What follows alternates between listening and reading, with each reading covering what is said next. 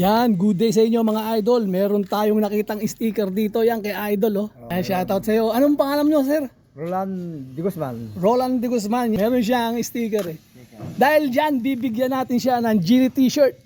Thank you. At saka Kawasaki Bull Cup. Yan Nakita natin Yan idol, pasensya ka na dyan ha. Okay. Salamat sa stickers. Nakita ko natuwa ako So ayun guys, shoutout ulit kay idol. Ay, sukat mo nga sir, tingnan natin kung kasya. Magsuklay muna ko para mapugi.